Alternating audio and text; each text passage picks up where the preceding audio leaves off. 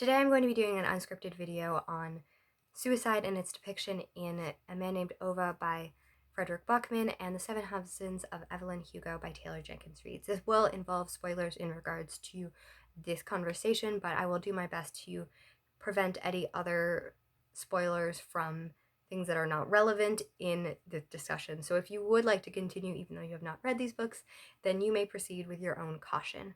So I want to give a background of where I'm coming from on this topic because I think that's really important with something that is so personal, and I think why it hits me so much. So for myself, I am a survivor of a suicide attempt, and though I've dealt with trauma and mental health throughout my life, I think that my suicide attempt is the thing that has damaged me the most and has the most long-lasting things. Of course, there were contributing factors to that have affected me for a longer period of time, but the actual event is such amount of trauma that I can't express it in a way that I think is accurate of it. And I know other people have committed suicide, and it is something that shatters me in such a way that I think that it is pretty much the zenith of any amount of hurt and loneliness, and just something that when you get in the mental space that is the only way that you can see, it is such a devastating place to be in. So the way that suicide is depicted in these two novels was very difficult for me. Both of them were novels that I have finished in the last week, and I very, very much enjoyed them.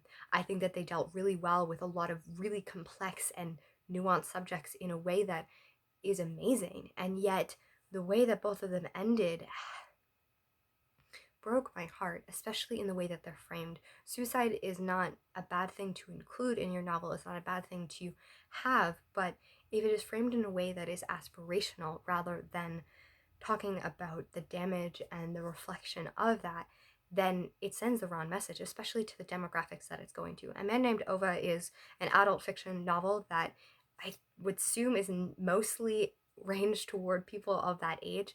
A man in his late 50s, 60s that lost his wife, and throughout the novel consistently tries to commit suicide and is thwarted by the neighbors and other people in his life coming in and needing help and all of this, and he throughout finds hope and relationships through this, and yet in the end he does commit suicide, and it describes him as the most peaceful he's ever seen and as a way of reuniting with his wife. And I think that that is such a damaging way to frame a story that has so much redemptive hope in it. It has so much hope of even when you have grief and even when you have suffering, you can get through this, and then to smack on but he committed suicide at the end is a way that is just devastating.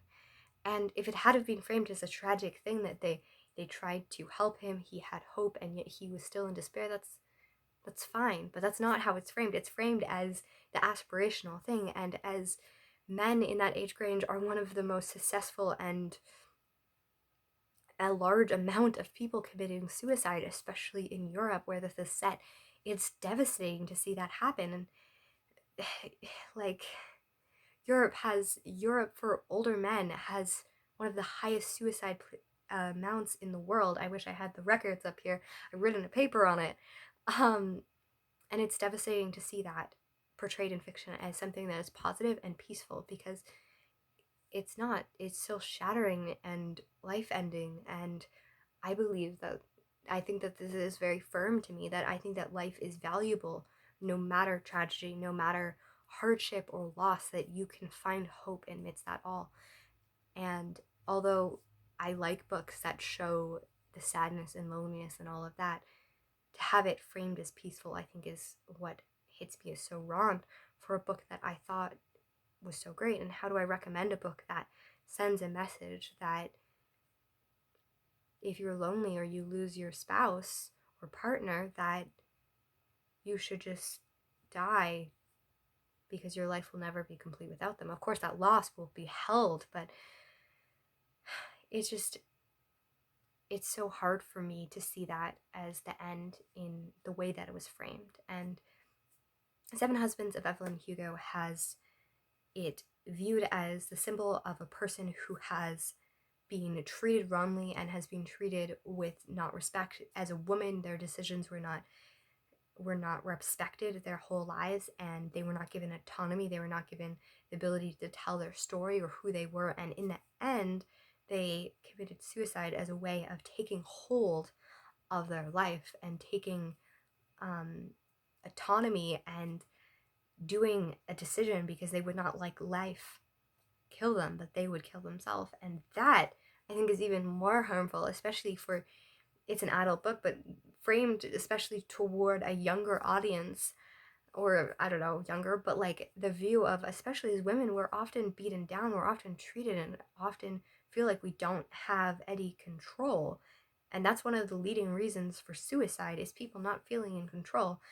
And the idea that suicide is the number one way to grab control of your life is something that is so toxic and problematic. And I can say from my own personal experience, that was one of the leading reasons I felt not in control, and thus I tried to do something that I thought was having control. And I can tell you that it's not something that brings control.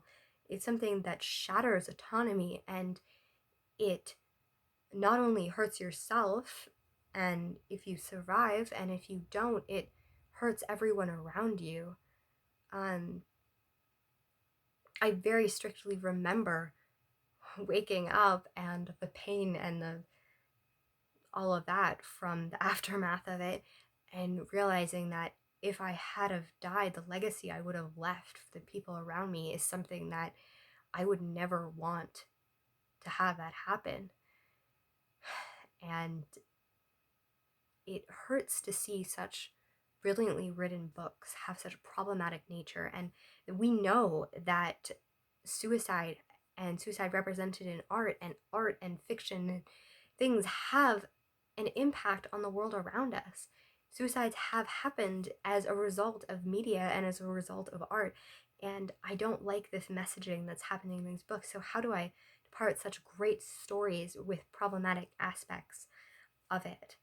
And I don't really know. I would love to hear your discussions and your views on this. I'm trying to be as most candid as I can as I talk about this and represent it well. I feel very conflicted about these books and how they end and their messaging, because I think that even in the novel, I understand it to a certain amount. I still don't think it's the right decision, but I understand why the protagonists made the choice, and yet I know that people identify with these characters. I don't want them to make the same decision because they look up to these people, and or they see it as, this is something that will bring me peace, or this will give me something that will give me control, because those are things that people strive after a lot. And yeah, these are my unscripted thoughts on this. I will see you next time. Goodbye.